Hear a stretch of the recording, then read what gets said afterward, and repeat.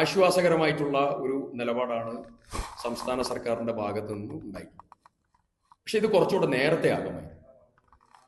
നേരത്തെ ആകാമായിരുന്നു എന്ന് പറയാനുള്ള കാരണം കേന്ദ്ര സർക്കാർ ഇതിൽ ഗുരുതരമായിട്ടുള്ള കൃത്യവിലോപമാണ് ഈ കാര്യത്തിൽ കാണിച്ചത്.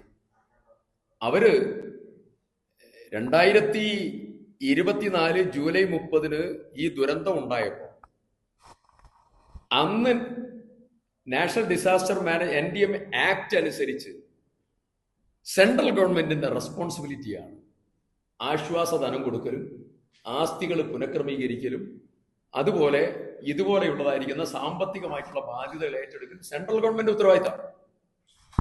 ഈ ദുരന്തത്തിന്റെ ശേഷമാണ് കേന്ദ്ര സർക്കാർ ബേസ് ആക്ടിലെ സെക്ഷൻ 12 and 13 അവർ റിപ്പീൽ എടുത്തോളൂ. എന്നിട്ട് ഹൈക്കോടതിയിലെ കേസിൽ അവർ പറയുകയാണ് ഞങ്ങൾക്ക് ഇതിന്റെ ഉത്തരവാദിത്വമില്ല, അതൊരിക്കലും പറയാൻ പാടില്ലാത്ത നടപടിയാണ്.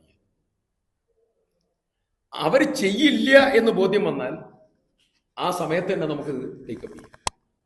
നമ്മളപ്പോൾ ആരംഭിക്കണം. 774 കോടി രൂപ ജനങ്ങൾ നൽകിയതായിരിക്കുന്ന പണം സർക്കാരിന്റെ കയ്യിലുണ്ട്. കടക്കാരുടെ ലിസ്റ്റ് മുഴുവനുണ്ട്. പൂർണ്ണ തോതിൽ ആയില്ല എന്നുള്ളതായിരിക്കുന്ന ചില പരാതികളുണ്ട്. അപ്പോൾ പരാതികൾ പറയേണ്ട സമയമല്ല. ആ പരാതികൾ കൂടെ സർക്കാർ കേട്ട് പരിഹരിക്കണം എന്നുള്ളതാണ് സീരിയസ് ആയിട്ടുള്ള ആവശ്യം.